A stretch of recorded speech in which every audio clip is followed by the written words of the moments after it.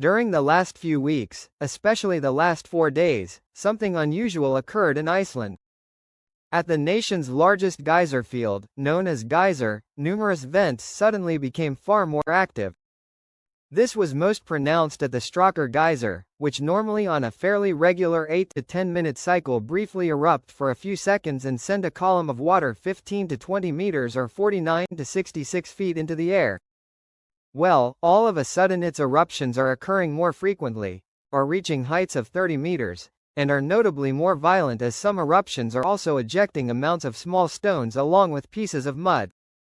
Adding to this, at least 9 hot springs in the vicinity which were normally bubble at a fairly mild rate and decibel level are now violently bubbling, visibly involving more water, and creating what might sound like a roar.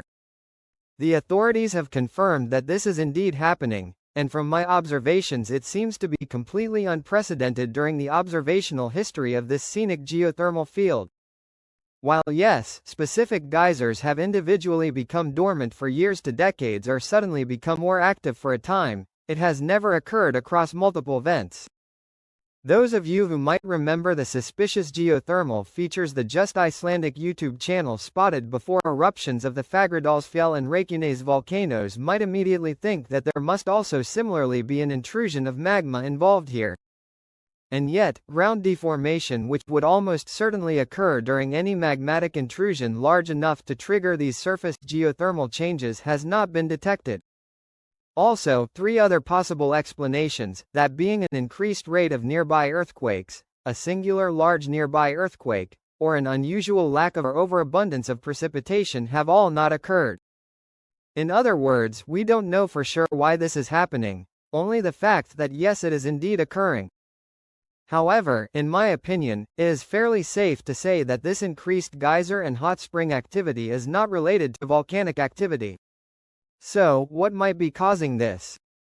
Before I can answer this question, I need to first elaborate on why the geyser field exists in the first place. For context, the geyser geothermal field exists in the western volcanic zone of Iceland, which represents divergent plate boundary. As a result, not only is the natural geothermal gradient, i.e. the rate at which temperature increases with depth much higher than surrounding areas, but also molten rock occasionally intruded into these regions, forming clusters of volcanoes. One of these volcanoes is the now presumably extinct Geyser volcanic complex, which was the site of a series of volcanic eruptions between 740,000 and 476,000 years ago. These created 2 tayas via a series of subglacial basaltic eruptions, in addition to a series of rhyolite lava domes. One of these rhyolite lava domes, dated to approximately 720,000 years old, lies just to the west of where the geyser geothermal field would develop.